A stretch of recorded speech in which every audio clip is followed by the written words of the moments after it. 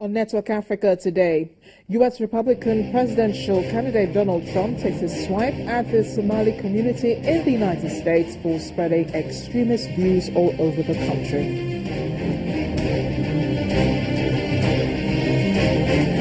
29 people killed in fighting in Somalia's Galkayo city.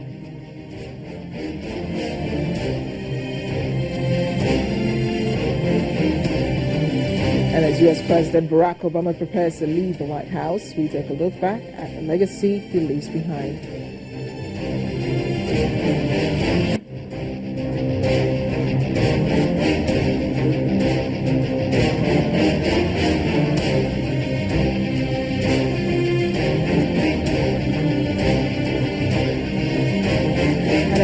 I am Amarachi Obani. I'm glad you could join us today, Monday, the day before the U.S. elections. But let's begin the show with a review of stories that made headlines across the continent over the weekend.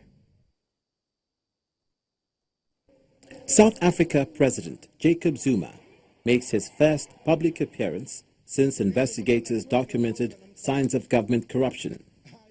Zuma told supporters he wasn't scared of going to prison because he had been jailed during apartheid.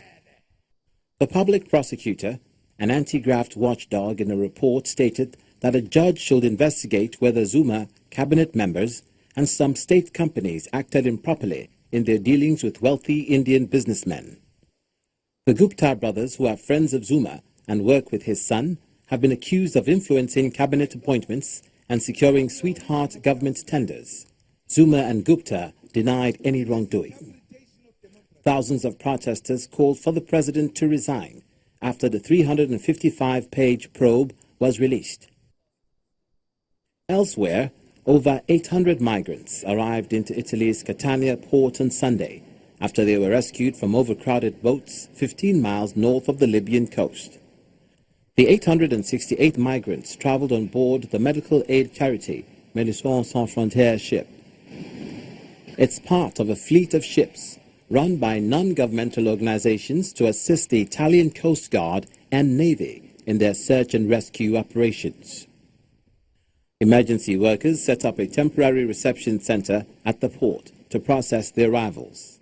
The MSF coordinator on board said there were around 70 unaccompanied minors. We really hope that the authorities can find a solution as soon as possible to be able to offer dignified condition of reception to all these people that, we do not have to forget, they come from very difficult and tough situation, and all of them, they are in a way victim of some kind of Libya, of violence during their trip, and especially in Libya.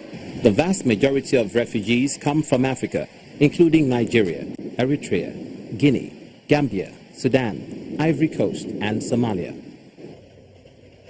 Finally, Libyan soldiers schemed through search on Saturday, crawling closer to expelling Islamic State from Libya once and for all. Tanks rumble through the streets as gunfire echoes across the city. Several weeks of advances have pushed ISIS out of Sirte's Neighborhood 3 and into neighboring Giza Bahriya province. It's the last remaining area under ISIS control in Libya. The campaign to take Sirte began 5 months ago, and with the advance continuing to move forward, forces hope to finish their mission soon. It's fever pitch in the United States as the presidential elections and the presidential candidates wrap up their campaigns for tomorrow's historical polls. Republican candidate Donald Trump has launched another attack. This time, his focus is on the Somali community in Minnesota. Mr. Trump accused some of the 50,000 Somalis living in Minnesota of joining ISIS and spreading their extremist views. He said at a rally on Sunday that Minnesota had seen problems with faulty refugee vetting, with large numbers of Somali refugees coming, quote, into your state without the people's knowledge, support, or approval. The mayor of Minneapolis, Betsy Hodges, has reacted to the comments, saying Somali immigrants made her city in Minnesota's state a better, stronger place. Well, speaking of Somalia, back home, 29 people have been killed in fighting between militias In the central Galkayo city, more than 50 people were wounded on both sides. Colonel Mohammed Aden, a military officer from the semi-autonomous region of Puntland, said 16 soldiers serving in the region's armed forces had been killed and 30 had been wounded since fighting broke out again on Sunday. The region of Galmudug had 13 soldiers killed and 20 wounded, according to the mayor of southern Galkayo. The two regions have a history of clashes, and the latest round of fighting erupted after a dispute over buildings planned in Galkayo, a city that is divided between the two sides. The VOA's Abdulaziz Osman joins us on the program for more. Abdulaziz, it's great to have you on the program. Thanks for having me. Do give us a clear understanding of what exactly happened between last night and today in Somalia. Yesterday morning, early morning Sunday, a heavy fighting erupts in Galkayo between forces loyal to Galmudug.